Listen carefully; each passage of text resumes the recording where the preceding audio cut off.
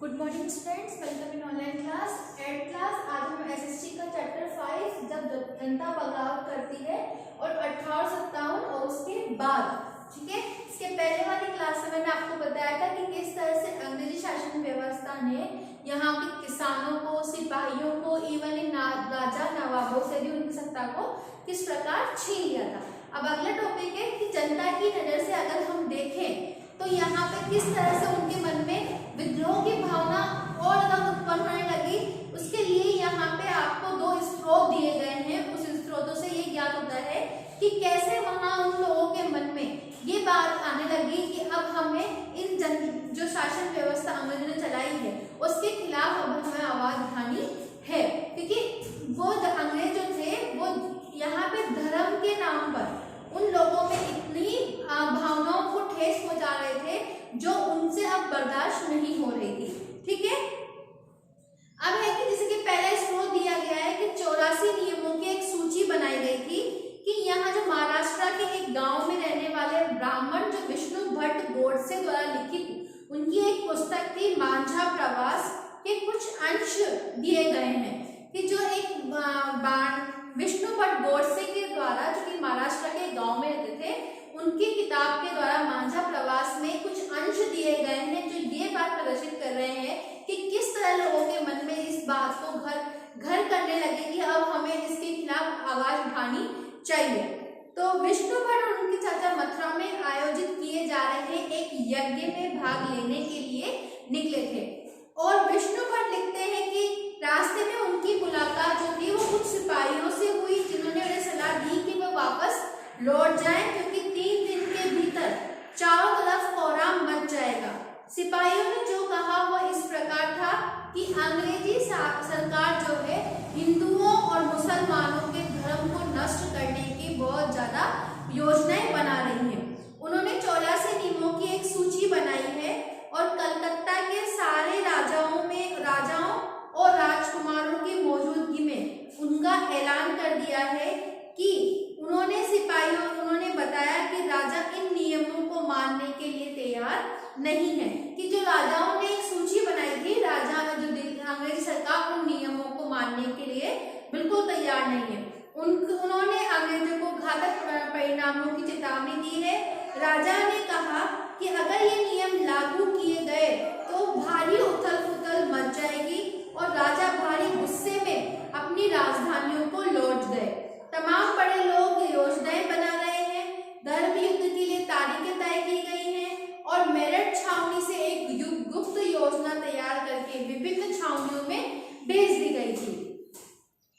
जल्दी ही हर टुकड़ी में एक इस बात को लेकर उत्तेजना छा गई कि उस दौर की एक झलक सूबेदार सीताराम पांडे के संस्करणों में भी मिलती है कि सीताराम पांडे को 1812 में बंगाल नेटिव आर्मी में सिपाही के तौर पर भर्ती किया गया था। उन्होंने 48 साल तक नौकरी की और 1860 में वह सेवानिवृत्त हो गए। उन्होंने बगावत को दबाने में अंग्रेजों की मदद की, हालांकि उनका बेटा भी विद्रोहियों के साथ था। अंग्रेजों ने उन्हें सीताराम की आंखों के सामने ही मार डाला, मतलब उनके बेटे को अंग्रेजों ने उनके सामने ही खत्म कर दिया। उनकी सेवानिवृत्ति के बाद उनके कमान अफसर नॉर्गेट ने उन्हें अपने संस्मरण लिखने के लिए भी प्रेरित किया। उन्हें सीताराम ने 1861 में अवधी भाषा में अपने संस्करण में लिखा कि नॉर्गेट ने अंग्रेजों में अनुवाद किया और फ्रांसिस सूबेदार के नाम से भी उसको प्रकाशित करवाया। ये था स्रोत 1।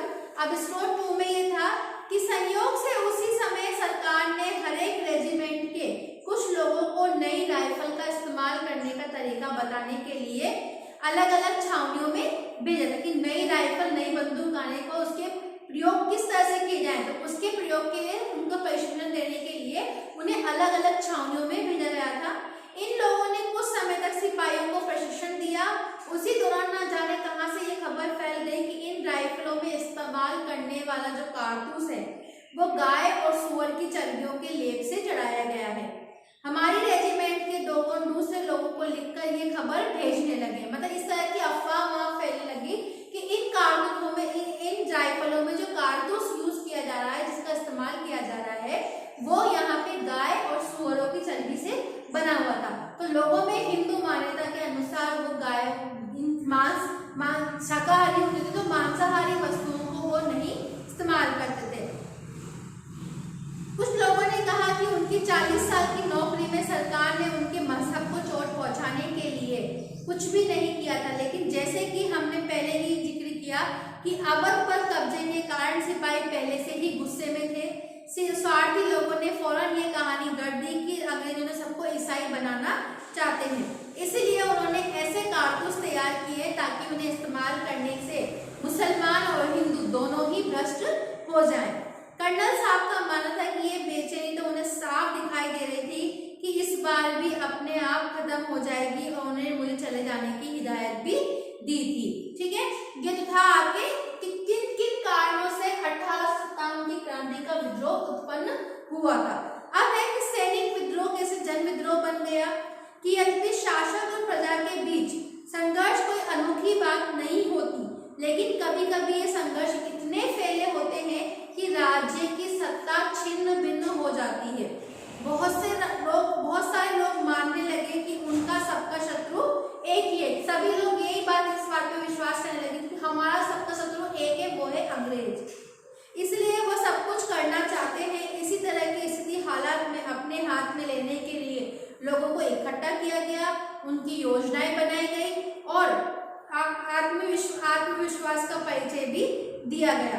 भारत के उत्तरी भागों में 1857 में ऐसी स्थिति पैदा हो गई थी कि फतह और शासन के 100 साल बाद ईस्ट इंडिया कंपनी को एक भारी विद्रोह से जूझना पड़ रहा था।